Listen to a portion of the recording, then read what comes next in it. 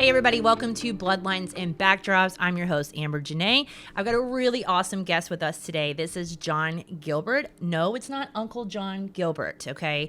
For those of you who are going to be listening, not watching, we do call people by their real names when they come on the show and not their character names. So not a stage name. Not a stage real name. Do you get that a lot? Just from the Vampire Diary fan base. That makes usually sense. It's kind of, I say my name, and if they're a fan of the show, I know right away because I'm like, hey, I'm John Gilbert. And they're like, I'm like, yes, I know, go ahead, ask me. They're like, do you know there's a guy? I'm like, yep, I do.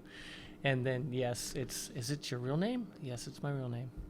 Let me do your own intro. So you tell everybody watching or listening what you did for the Vampire Diaries for 8 seasons. Yep, so the pilot was filmed in Canada. So whole separate stunt team, and then it came to Georgia and the States for episode 2 technically, but we don't call the pilot episode 1 in the film world. It's the pilot, and then it starts at episode 1. So episode 1 all the way to the end of season 8. I did mostly stunts for Steph and Salvatore, Paul Wesley, and second in line would probably be Nathaniel Bazalek, Cole, and then David Anders, John Gilbert, ironically, which was... So you were John Gilbert. I was, and that was probably the funnest day for the crew because you get a call sheet at the start of every day, and the call sheet will have the cast name. So, you know, number 1 is Nina Dobrev, and then her character name, Elena Gilbert, and then like details of when she's supposed to be in that day. And so it goes down the list. And for stunt guys, it would say my number would be whatever Paul's number is, which was 2, and then an X. So I was 2X, and then it would usually say John Gilbert, stunt double, Stephen Salvatore. It gives the character name. Yeah. It doesn't say stunt double Paul Wesley. It would say stunt double Stephen Salvatore. So for that episode, for the first time in my life, and then again, never did I see it anymore, it said John Gilbert, stunt double, John Gilbert. So for a full episode, we had that on the call sheet, and it just was a hit because nobody had really ever seen a call sheet. Well, and nobody had put it together. Nobody'd seen a call sheet where the stunt double for the character name was the same. The stunt double's name was the same as the character name. Like, I'd never seen it and never saw it again in my career, and then a lot of those people there had never seen it, so that was a lot of fun. What stunt was it that you did for Uncle John Gilbert? Was it when he got thrown off the balcony? Getting his neck broken, thrown off the balcony, and then when he gets his butt kicked by Isabel's little thugs there in the room, in the mansion, when they throw him to the ground. I think he gets hit in the face with a piece of a lamp or something, and then they kick him and stomp on him, and that's awesome. That was fun. That's awesome. We did a little panel today because they had the Vampire Run. They did a little panel. You mentioned you started doing stunt work at 11. You were kind of just thrown into it. Your uncle said, you're going to do this, try it out, and you ended up loving it, and the rest is history. You want to kind of go into that a little bit? Yeah, I mean, I probably had a choice if I wanted to, but I had so much fun with it and was always, doing stuff. I flipped at a really young age on a trampoline. I was jumping dirt bikes pretty young, just really, really physical. And then an athlete. I played baseball, played soccer. So he was kind of climbing the ranks in his career and needed, help. And he would film stuff for directors to show them what a certain, what somebody falling over would look like, what somebody jumping off this would look like, what maybe just hanging in a tree or climbing a tree or whatever. And so he would need to be behind the camera and setting things up and giving the direction. And I was the only one around that was capable of doing most of what he needed done and willing. And so that's where it really started, honestly, at 6 or 7 years old. That's wild. And then I was jumping off my house by about 8 or 9 years old into an airbag. And then we would go to this lake, big man-made lake, and they had all these big jump towers. So that's where I learned how to, be really high up in the air and flip and twist. And we would have a lot of fun there. And then one thing kind of led to another. And then I got the chance to double kids at 11 years old for a movie that had come to town. And the two main actors were an 11-year-old and a 14-year-old. And they were very similar in kind of their size and height and weight. And I was close to that. So I doubled both of them for that, back when minors could double minors. And then it just kind of led to maybe one film a year.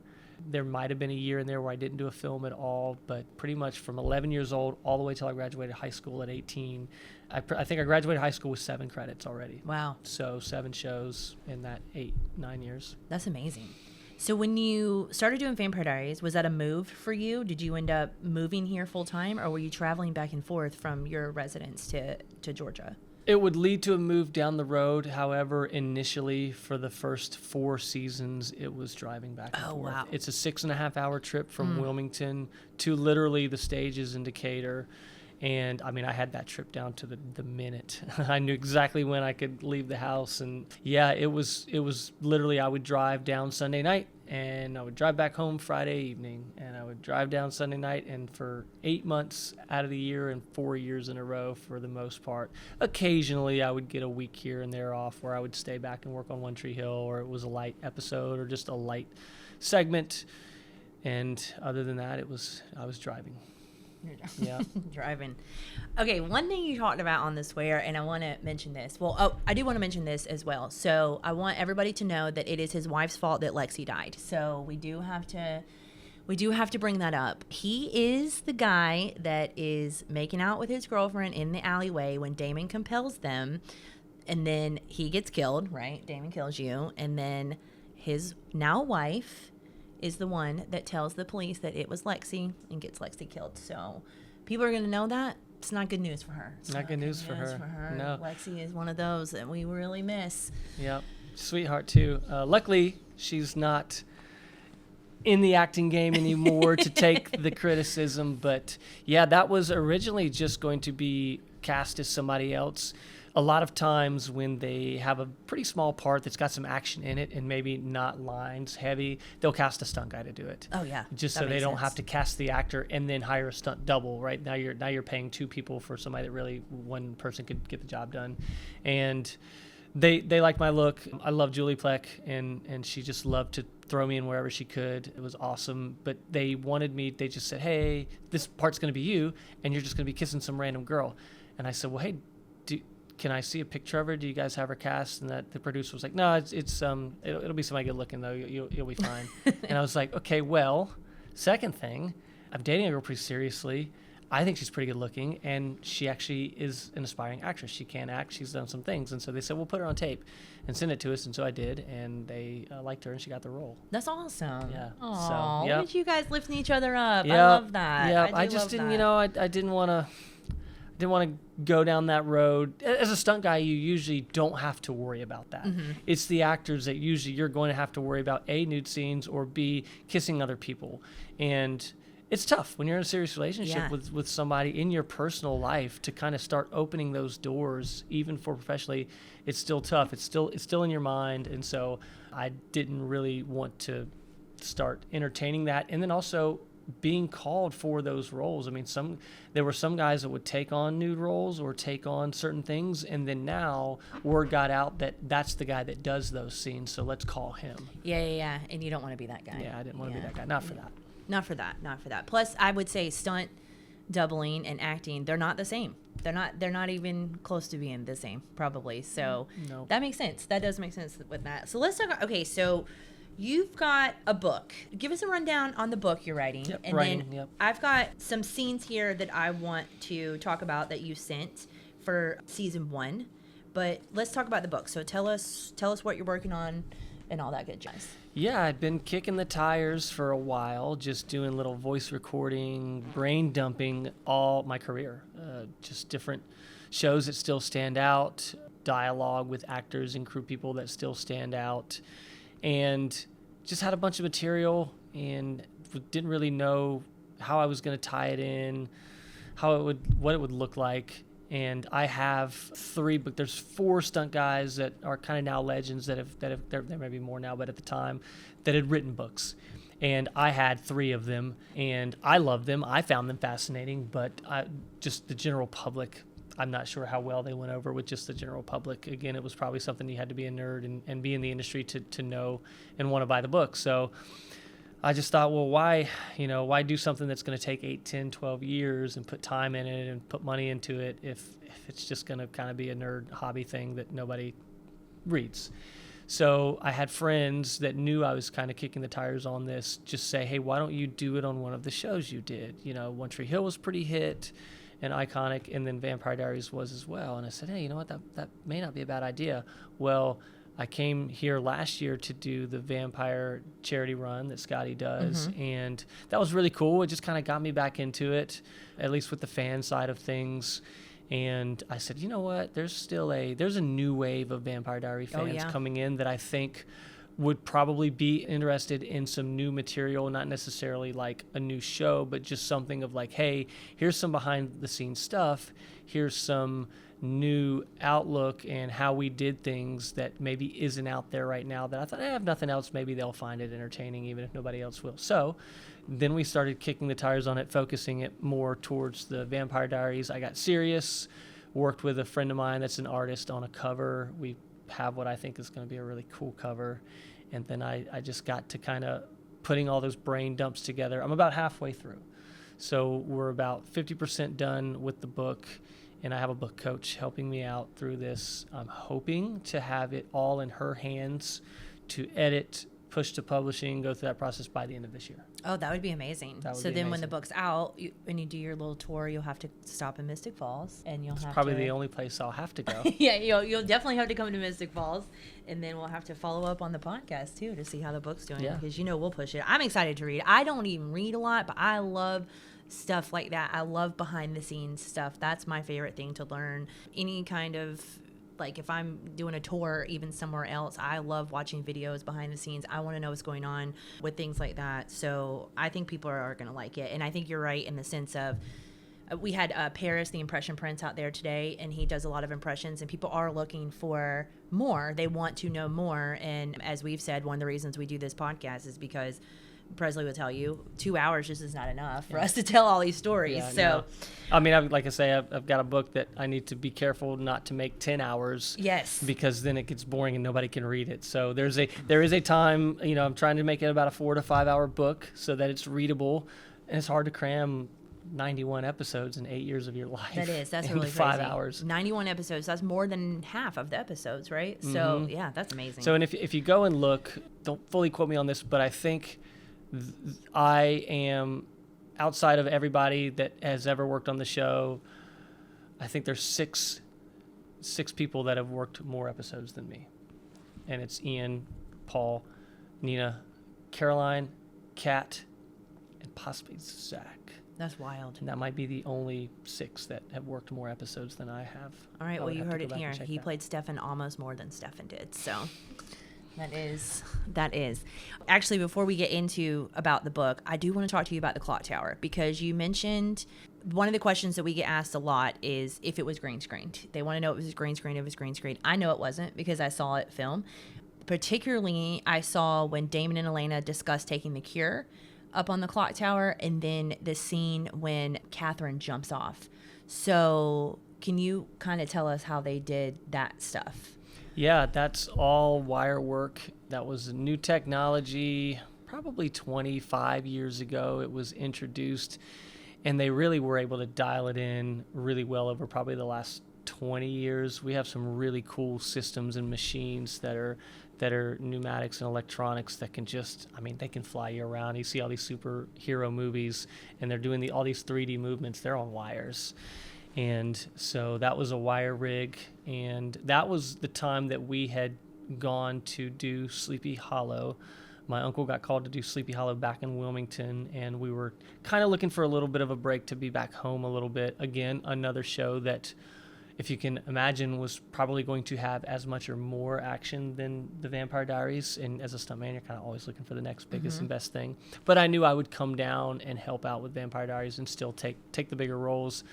But I didn't work on that scene at all, but I did see all the behind-the-scenes footage and knew the rigger, the guy who basically designed the wire work and then set it up. I knew him very well, and so they basically built their system up on top of the tower. You get up there days prior, and you kind of scope the area out. You find out what you can rig from and what you can anchor into, and then you kind of get there days early, you build your system out, you'll test. You usually test with sandbags. extensively so that everything is dialed in and all your equipment is functioning properly before you ever put a human on the line. But it's pretty safe. It's those things, I equate it to like an amusement park ride. You see those Ferris wheels or those roller coasters that are just twisty turny, and you're like, oh my gosh, like if one wheel snapped off or if one bar, there'd be a lot of injuries and maybe even deaths, but they're built very well. And usually that doesn't happen. Yes, occasionally there is an accident here and there, but the safety variable is very high. So by the time you've got it dialed in, it's really just kind of getting it out of your head that you're about to be suspended, 100 feet in the air, 70 feet in the air, whatever it is. And then you've got a computer that's controlling basically the pressure, the speed that you fall, how quickly you stop versus a slow stop, and all those different variables. And so that was a full-on wire rig that they did there. That's so cool. And so it's very repeatable. I mean, if they need 10 takes, your body doesn't hit the ground and doesn't get beat up. You can do 10 takes. Wow. You can put them in different positions. So very repeatable, very safe. Could you do that stunt live? You probably could. It's dangerous, and you're taking a bigger chance there. Well, do you feel, because you're talking a little bit about safety, and this just kind of came to me, I'm sure you're familiar with Sarah Jones and the Sarah Jones Foundation. I was literally just showing pictures of Sarah to somebody in there. I've been to the field day a few times and done those a few times, but I have a few friends that also worked on the originals and legacies in the office, and they all did feel like that the Vampire Diaries did step up safety when all of that happened. Did you feel that way? Yeah, for sure. I mean, safety is always one of those things that, again, in the film industry, it's a money-making business. Mm-hmm. Let's not sugarcoat it and lie, and it's just a dangerous business. I mean, when you're doing things like this, there's a danger element. And so you kind of go into it, my job, it was dangerous, but I knew that. And so you sign up for that. And at the end of the day, the film is as safe as the money will allow it to be. Now, some producers will spend a little bit more money on safety than others. They always try and at least check certain boxes because they have an insurance policy, and so they have to, for that policy to stay in force and be in effect. But other producers and production companies will go above and beyond and make it a priority. Vampire Diaries was usually always one of those shows that did. And again, when it hits close to home, you know what I mean? When you lose one of yours, it hits harder. And so we lost one of ours, not on our set, but on another set, and it shook us up, and it made us rethink it and just go, okay, let's take this serious. Not that we weren't taking it serious before, but maybe we need to step it up some. Maybe there's more we could do. Yep. Yeah. Good. I love to hear that. And if you are interested in looking up the Sarah Jones Foundation, I would look it up. Her parents do a field day every year to raise money for the foundation. It's amazing. We've sold autographs and stuff in the store to raise money for the foundation. Her parents are incredible. They have done some serious work for safety in the film industry, especially in the state of Georgia. So I would definitely check that out. All right. We're going to get into some book-specific things that you mentioned here, and I wanted to talk to you about a couple of episodes. So episode 8 right here, the Missy Girl alley kill and the Salvatore fight. So are we talking was this also wire work? Was this tight challenges? Was this... Nope. So the alleyway was just a guy and a girl kissing, and that was funny in itself, because here I am, a stunt guy. I'm used to not being treated bad, but just not being treated as good as the actors, right? They had these big rooms, we had these little rooms. They had this nice, cast chair and all their stuff. We had like a little tent in a little area. So we were kind of the middle ground between extras and cast. We were treated very well, but just they were treated better. But we were cast that day. I was cast, and my wife was cast, and so we joked. We had a chair. They were, when we got out of the van, it was like, oh, hey, John, hey, Bridget, can we get you a snack? Can we get you something? And I'm like, man, I could get used to this. I'm like, this is nice. So we kind of played that up a good bit. And I said, when we were actually sitting in our cast chairs, just acting like we were reading our sides, I told my uncle, I said, you need to take a picture of this because this will probably never happen again. I'm a stuntman. I don't get this treatment. And sure enough, it never happened again. But we had a good time with it. But you're kissing your girlfriend in front of everybody. Mm-hmm. And then the jokes start flying, right? Of like, Gilbert, loosen up, dude. You act like you've never done this before. And you're like, oh. Well, I haven't in front of all of you. Right. Or they're like, hey, man, easy, dude. We're just looking for an easy kiss. And you're like, I'm not doing anything different. I've done 6 takes the exact same way. So then you start going, well, gosh, are they seeing my tongue, or do I need to, all this stuff gets in your head, right? Yeah, like, oh, geez. So that was obviously fun. And then Ian was there that night, so it was cool. He got to meet Bridget, loved Bridget, and that was really fun for them to interact and for them to see, a part of my life that meant something to me at the time. But it was a pretty simple shot, right? Ian comes out, he looks down, sees him, vamp speed, bites my neck, and that was a funny scene in itself because there are times when the cameras are lining up and they need you to freeze for certain big moments when you're walking through rehearsals because they just want to make sure that focus number is dead on because that's the shot. They got to highlight it. They don't want to be soft focused.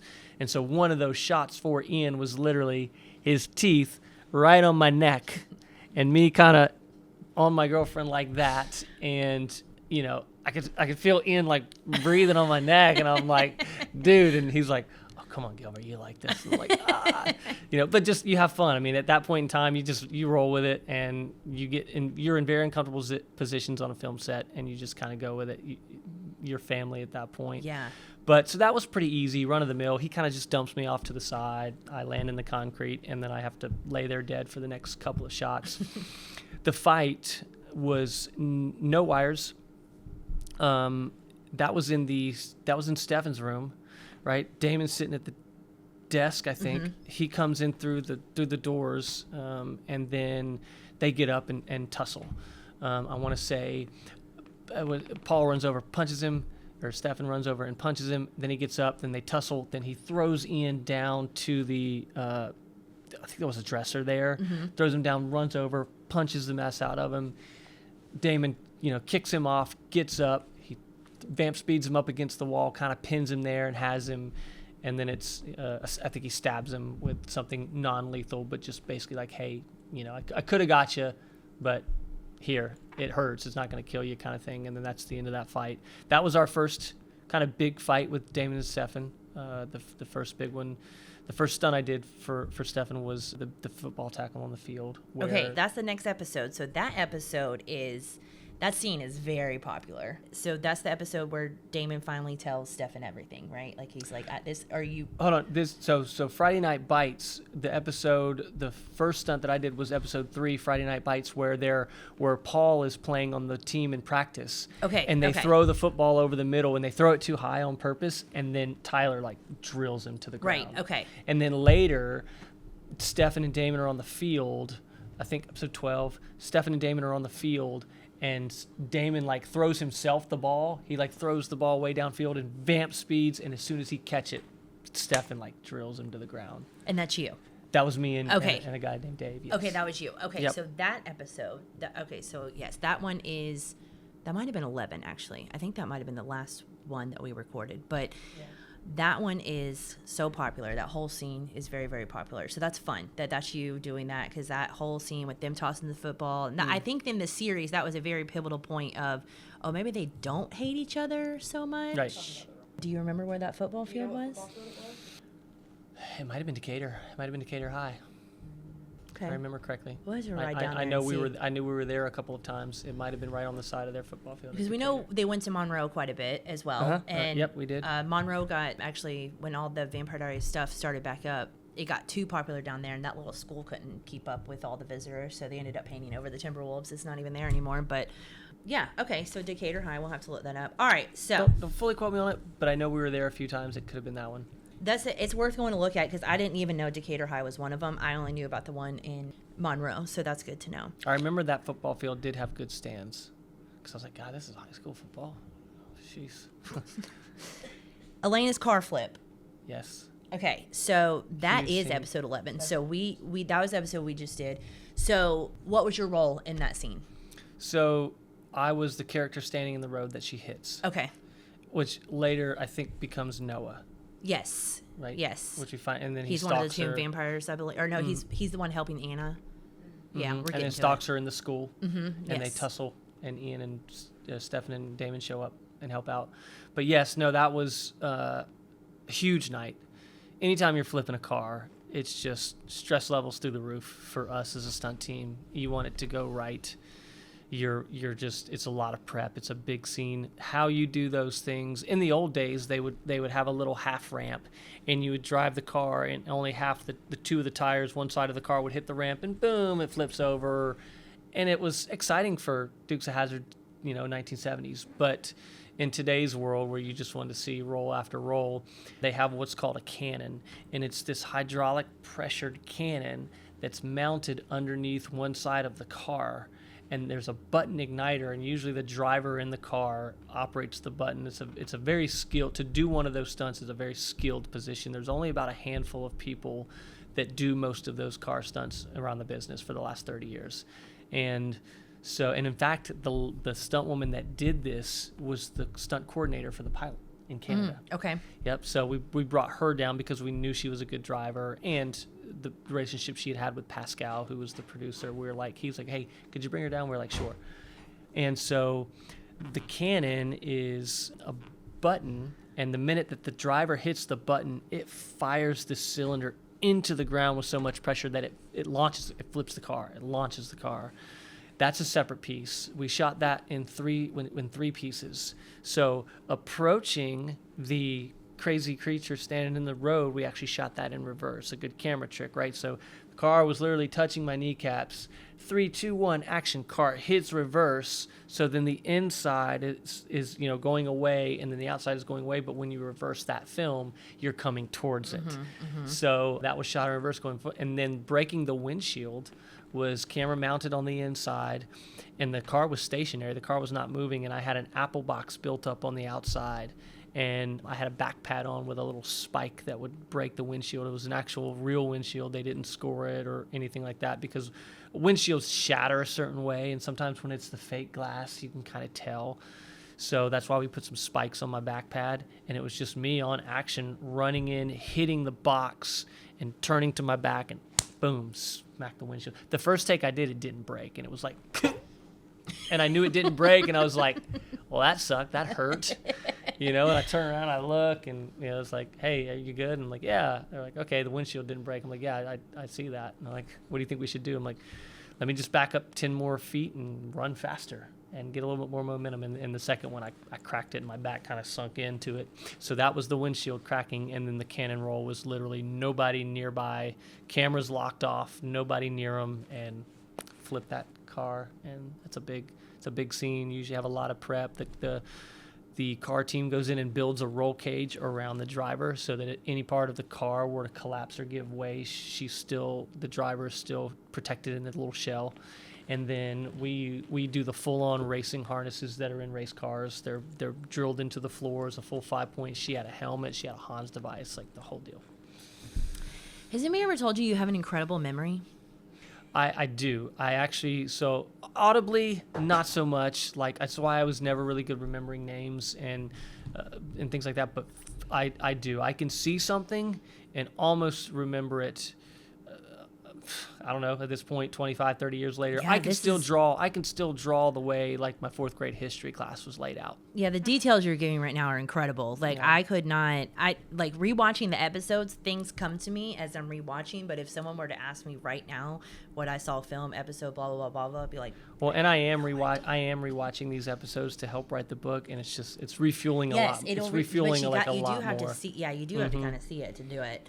All right, so let's talk about, for season 1, we've got fighting Frederick and the Tomb Vampires. So let's talk about that scene a little bit. Fun scene. We got to bring 2 of our friends from New York in, a very talented stuntman that doubled Frederick. And that's a fun scene. That's written pretty extensive in the book. So I think they are in the library? They're in the Salvatore Library? Yes. And that's when everybody jumps in the windows and stuff. Yes. And so Stefan walks in and he's ticked at Damon, and Damon's kind of sitting there, having his little drink, and he's like, don't look at me like that. And he's like looking at him, and then through the window. Frederick comes, knocks him to the ground, gets up. Damon gets, jumps in, helps out, pushes Frederick back up against the railing there, and then, Stefan just kind of standing up gets blindsided by Bethan. Is that how they said her name in the show? That's on the call sheet. Bethanne. What's her character name? Or maybe that was her real name. So she comes in, and then her and Paul are scuffling, and she's pretty strong, but ultimately, and she throws Paul into the chair. It breaks away, leaving a nice, perfectly steak. Look at that. So he stabs her with it, and then ultimately Frederick and Damon are tussling, and Damon throws Frederick over the couch. And then he lands, gets up, sees that his, mate is now dead, stabbed, and so he's like, up 2-on-1, I'm out of here. So Frederick takes a hike. That was pretty fun. We had a day of rehearsal on the set. So that was done on the stages, not at the house. Right, that was on the stages. Okay. Yep. Usually when we're having to break things, those are done on our sets. That makes sense because I know that they used the Lockwood property for the first couple of seasons and then built it at the stages because they knew they were going to start breaking stuff and blowing stuff up. So that definitely makes sense. Since I brought up the Salvatore house, what was the feeling around set when it got tore down? I mean, well, I'll tell you, probably for the set builders, I'm sure that was they worked so hard on it. And those set builders are incredible. Oh, they're so talented. Luckily I got to work on shows that highlighted set builders. Yeah. Vampire Diaries with all the tombs and just the cryptic stuff. Sleepy Hollow even took it to another level with the tombs and the cryptic mess. But then you turn around and you work on a show like Dynasty, where everything's just like billionaire, millionaire stuff, and you're looking at this stuff, and it looks like $1 million, but yet it's not. Now that chandelier in the main room was a $60,000 chandelier. There's some things that you just can't fake, and then film has the budget to do it. But the set builders are just amazing, and then they're on such a time crunch with film, right? They're literally on it's like, hey, we've got this big thing, and we need it in 5 days. And so they work around the clock. They literally have 2 sets of teams so that one team is working, the other team is off and sleeping, and then they just rotate, and it's wild. They're very talented. We did ruin a lot of their sets because, it was just in this show and we had to, as far as our action. But yeah, anytime they have to tear down, some of them are good, I'm ready for it to go because this has been the bane of my existence. Some set pieces are a pain in the butt for them to continue to retouch and just this broke, fix it again. And this, so some of them, when it's time to get rid of the set, they're like, oh, thank goodness we don't have to worry about that thing anymore. The tombs were one of those things. The tombs were they took up so much room. They were hard to shoot in. They were cumbersome. It's like when we were done with the tombs, we were like, good, get that out of here. But yeah, no, some pieces were probably pretty sentimental and sad to watch go. We hung out at the Salvatore house a lot. That was a set piece that when we were shooting on other locations, we'd sneak into the Salvatore house and take a nap. Yeah, I imagine. Or scroll on, play games or whatever, because you were quiet, you were in your own world, nobody's bothering you. Yeah, I never got to go see the Vampire Diaries set, but I did get to go see the original stages, and it was incredible just going room to room. It was just fascinating how it looks. You see it on TV and you're like, oh, this looks like you're really inside of a church, and then I'm like, but the ceiling's empty, or it's just it's so crazy how they do rafters. It. Yeah. It's really cool how they do it. And a lot of those walls fly and move, right? Because sometimes when we have to shoot certain things and get a bunch of equipment in, you can't just bring those things into a room. Sometimes you'll damage the floor because, again, a lot of these sets aren't necessarily built to full-on builder's code. They're usually thinner pieces of wood. They're made to just look good. So a lot of times you can't bring in these big pieces of equipment. You have to basically fly that wall out, come fly this wall in, and now all your stuff is over here looking that way. So they were all all these walls removed. It was wild. That's really fun. That's so cool. All right, I got a couple more questions I'm going to hit you with, and then you brought a really cool book that I think you wanted to give everybody a show. So I want to know, did you have a favorite location that you filmed some stunts at? Was there a location that they maybe even used only once that you were like, this is a really cool spot to do something?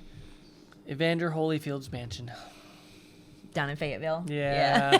Just really cool. I was a boxing fan growing up. I watched probably 5 of his biggest fights of his life live with my dad.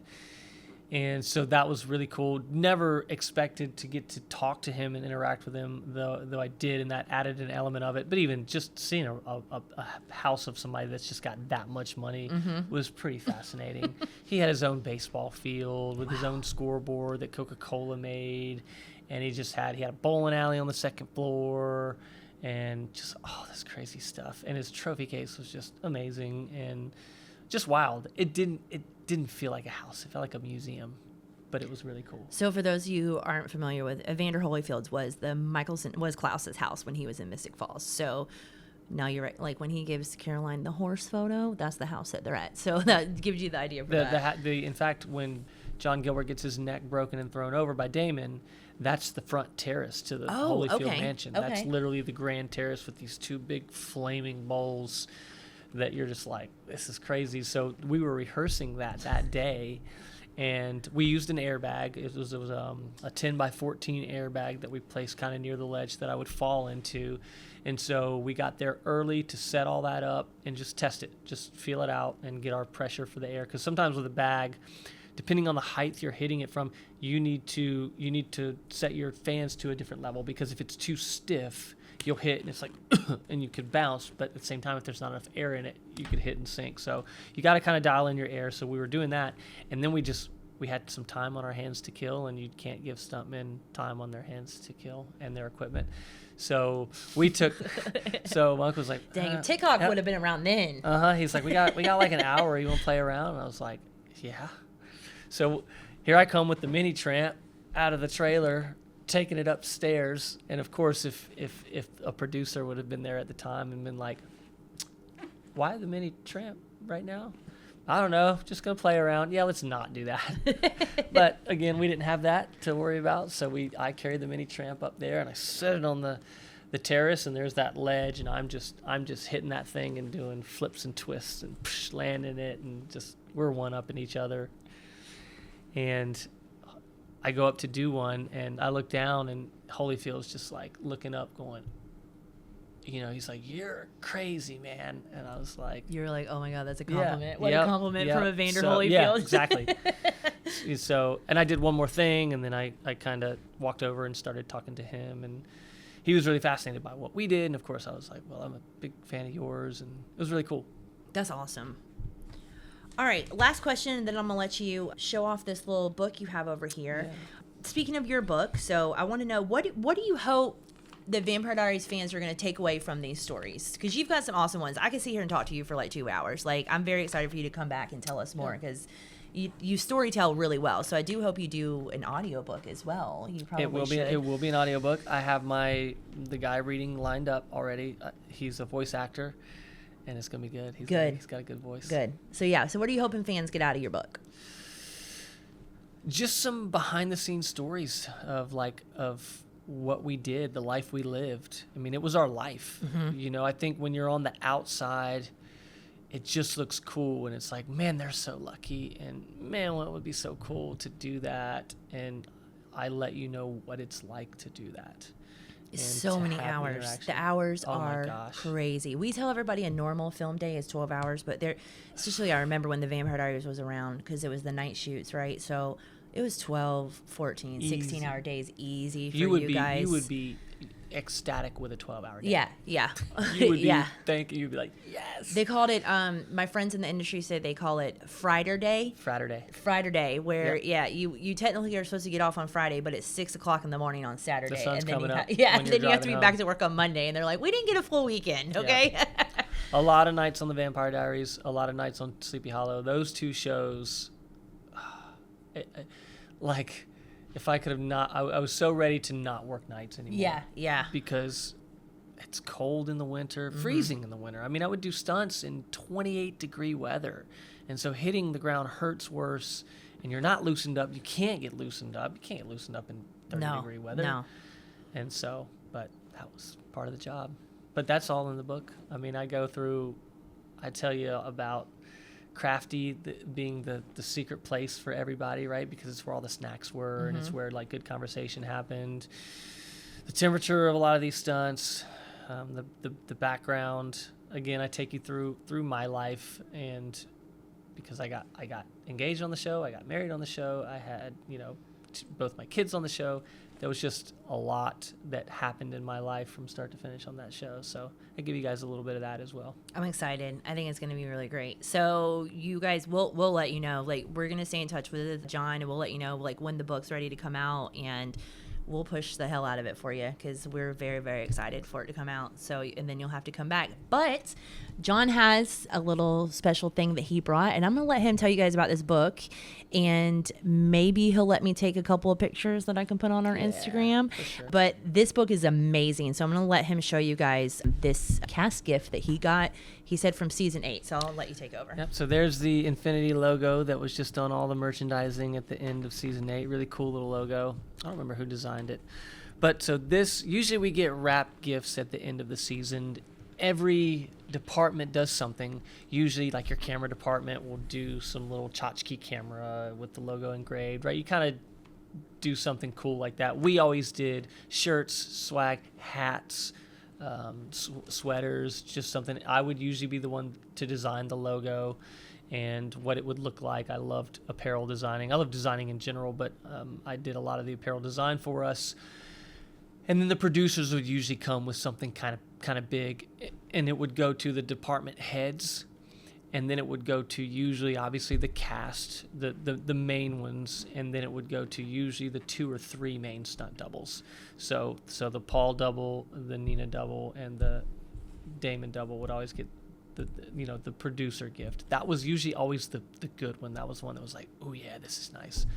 But it was always gear, and a lot of times they would ask you your size and not listen to you, and you'd say I'm a medium, and they'd get you a large, and you're like, well, I love this, but God, it doesn't fit. And so it just goes up on a shelf or in a bin. And so, but this was season 8's wrap gift from the producers, and I think they have something in here from us somewhere, or to us.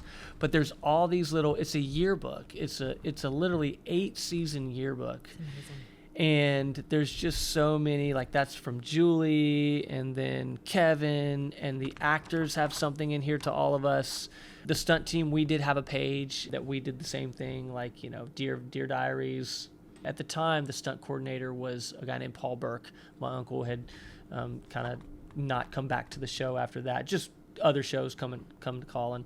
But this, it literally takes you from season 1 all the way to season 8. And I remember getting it and looking through and just being like, wow, this is so cool. It brings back memories and this and that. And then I kind of closed it, and it went into the bin with all the rest of the stuff. And then last year when Scotty called me and he's like, hey, just, I don't really know, we're new at this, bring what you want. And I was like, cool, I'll bring this book. And I remember opening it, looking back, and just going like, oh my gosh, like there's one of my crew shirts I designed right there that guy's wearing. And you're just looking through and you're like, oh, yep, that's when this was going on. And oh, I remember we were there because this was, it brings back so much. And I remember I was getting choked up looking at some of these, because again, some of these people aren't here. Like, you're looking at a picture of somebody that passed away. Or we have a few fans like that too over the years that we've lost, and it's hard looking back. And you're looking at a person, I don't want to get too in depth, but like you're looking at a person and something tragic has happened in their life now, and they're not joyful right now in life, but you're looking at these pictures of when they were, and you're like, oh my gosh, that's when so-and-so was like so happy and life was so good. And then it makes you miss it. You know what I mean? It makes you really miss it, and just like want to relive those days, or at least want to call these people that you still have contact with and just be like, that was so much fun. And, it really meant a lot to us. And so, but it's a yearbook kind of style, right? Like how they would usually do in school. And then in the middle, there's a couple scripts and like the edits from scripts. So you see the notes that some of the casts they'll write, or even some of the writers and some of the edits. So you've got some examples of that. You've just got a bunch. There's just a lot here. It was really cool. The most meaningful gift for sure. I will actually show you our stunt picture, because they went to everybody and they were like, take a photo for your department, and so we had fun with it. And so here's some of the different departments. Let's get it.